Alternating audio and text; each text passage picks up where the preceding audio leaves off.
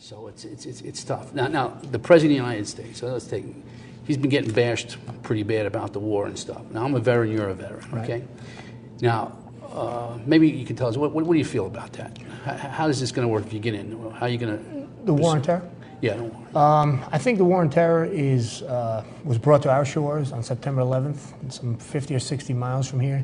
I think the key to achieving our objectives in the war on terror is to stay on offense. We were playing defense for the 10 or 20 years prior to 9/11, and we got attacked. 3,000 of our fellow Americans were killed. My sister worked in the World Trade Center. She was late for work that day because of a miracle of fate. But I take that attack both personally, and I take the war on terror personally because I served in Iraq and a few other countries to prosecute it. One talking point that I think some people use is to say we're spending so much money on the war on terror, that money could be better spent at home. I looked at some statistics recently. Prior to 9/11, we were spending 3% of the U.S. gross domestic product on national defense. Post 9/11, we are spending only 4% on national defense. That's a pretty small uptick considering 9/11 changed the way we looked at things, and we are now on offense and prosecuting the war on terror in a more proactive manner. Throughout the Cold War, the percentage of GDP spent on defense was 7.5%. So defense spending is very low, and I think it's a intellectually dishonest argument to say we're wasting all the money on this war because it is a relatively small amount of money. And the federal government should do a few things and do it well. And one of the things the Constitution charges the federal government with is to provide for the national defense, and we should do that and do it well. There is so much waste in the federal government outside of national defense that we could trim the fat without affecting our national security. That said, there is some waste even in the national security area. Once you get above kind of the combat element of the military, closer to the Pentagon, you get bureaucracy and you get the same waste you get with other governments. So you could trim the fat there. But in terms of men and armor and rifles, I don't think that's the place to cut spending. There are bridges to nowhere being built by U.S. senators, pork and earmarks that we talk about. That's the place to cut. Okay, because that's how a lot of people got into office 2 years ago. It was about the war. Yeah. Because that's going to be still, they put the blame. But we're both veterans, and you know that you have to have a good defense, military. And we do that many places that we try to get democracy in there. So one thing I want to say, I'm sorry to interrupt. No, go ahead. There's no one on this planet that wants the troops home more than me. Many of them are my friends. Most of us have lost some friends there. But looking forward, we are there now. We need to do what we have to do to accomplish our goals as quickly as possible so that our guys can come home and join our economy and go to school and kind of get back into all the great things that American civilian life has. Okay, I agree with that 100%. Listen, the government, we're a tax activist organization. They have tax cuts. George Bush is going to give us back some money. Well, the government's going to give us back some money in May or June, as long as you put in your income tax. How do you feel about those cuts? Well, I have mixed feelings about what they call the stimulus package. I think you're referring to. The aspect of taxpayers getting their own money back, I love it. That should happen as often as possible. We talked about that a few minutes ago. But there are some people getting a tax rebate who never pay taxes, which is doesn't make sense. First of all, it's not economically efficient. It's basically redistribution of wealth, which is un-American and bad for the economy. The other problem that compounds the problem of giving tax rebates to people who didn't pay taxes is our Treasury doesn't actually have this money to give back to us. We are borrowing that money, increasing the national debt. Some of it we are borrowing from China, who is an economic competitor and potentially a military competitor.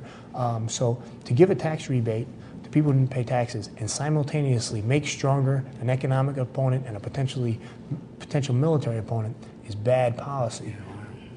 So I'm in favor of giving tax cuts, but I'm not or rebates, but I'm not in favor of borrowing to do it. To do it, yeah. Because, again, we have the STAR program that's in New York State. Right. Same system. We get taxed, we give the money to the state.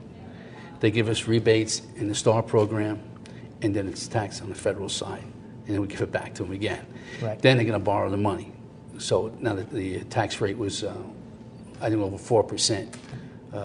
They're talking billions to state. Right. So you're right. So I held up a check here. I was paid $1,185 from a rebate check from the STAR program.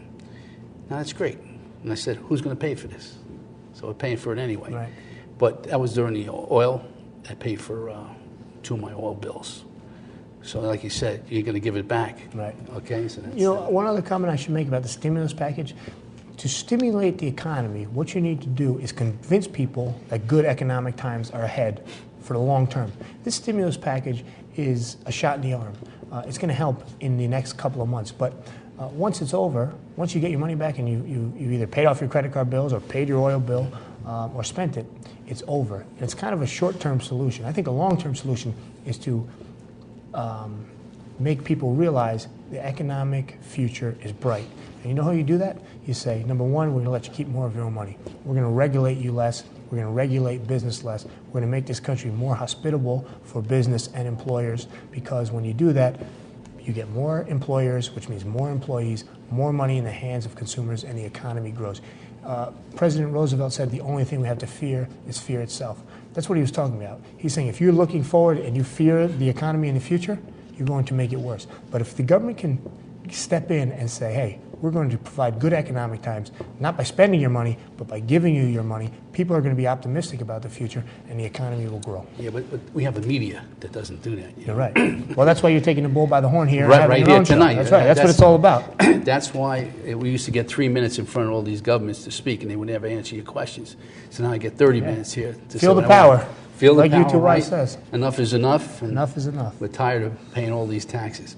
So listen, just like the people moving out of Westchester County because they can't afford taxes. Right. People are moving out because they can't find jobs and stuff like that. So you almost said that what you want to do, make sure the small business people work, and then you get more people to get jobs. And about this outsourcing the jobs to China. Right. Now, how can you stop that? Basically, there are 3 parties that are crucial to our manufacturing base, and I believe in keeping the manufacturing base. The 3 parties are the unions, the government, and the corporations.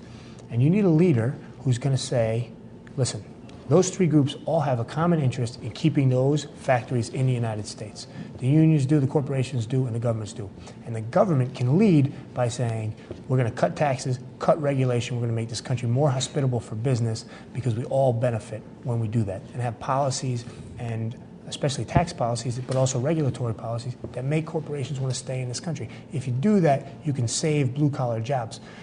We've been talking about losing blue-collar jobs for 20 years, and it's still a problem, and I gave you a sketch of how we can address it. But now, because of regulation, we're actually starting to lose white-collar jobs.